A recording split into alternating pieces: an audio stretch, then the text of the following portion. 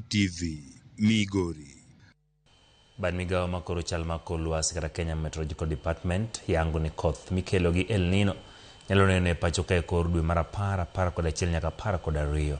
Nonro ma sayans yango ni tamalo 80 nyiso ni koth mikelo kod El Nino nyalo chwe pacho ka koganda modak kuonde man piny ma bende pi muomorega ikwayo mondo ket chenro malong'o kapok kodhno ochako chwe.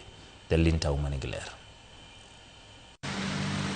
Kagitwak gi jofwambo e log tich margi, duol makoro chal mar kor lwasi midendo ni Kenya Meteorological Department oyango ni kaluwore gi nonro margi atamalo 80 nyiso ni nitiere rumbi mar koth mikelo gi El Nino manyalo chwe pachoka e dwe mar 11 nyaka 12.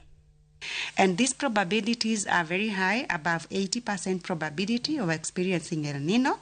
And as we move into the October, November, December rainfall season, where we have the greatest impacts from El Nino, the probabilities are expected to increase.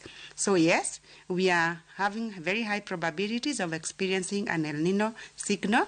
Joseph Ouma, matiyo gi duol no bendo lero ni rumbi mar El Nino nyalo kelo koth maduong' omiyo sirkal mamalo mag counties kachiel kod oganda jo Kenya mondo bed akicha ne koth maduong'. Koro sama El Nino nitie, to wayudo ka koth ng'eny, to kodhni samo ng'eny to kelo oula kata modendo ni floods. Kaka nuneno Nairobi nyocha timore mach, ji notho, onyalo nego ji. Koro onego wabed motang' saidi sama wageno kata sama warito wach mar El Nino ni. Zakari Misiani, mochung'ne tudruok gi oganda, oyango ni koth maket gi mano nochwe higa mar 2015 kendo kaluwore gi kaka yawo ma Seven Forks opong' godo nyiso ni koth dhi bedo mathoth mokalo e pachoka. Jopiny modak e gwenge man gi midhiero mar pi mamuomore onyis mondo bed motang' ka giketo ikruok moromo e sama midhiero no pod limbo. Years which we experienced. The one which most of the communities can remember is of the El Nino of 2023.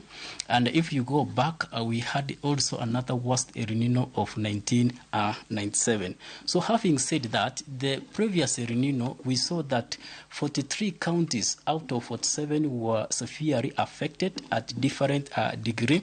However, that means when it's going to start raining during this October, November, December, there is higher probability that the overflowing of this water will affect the communities downstream in the Tana River County and, of course, in Garissa County. Dalinta Shalin, Ramogi TV, Nairobi.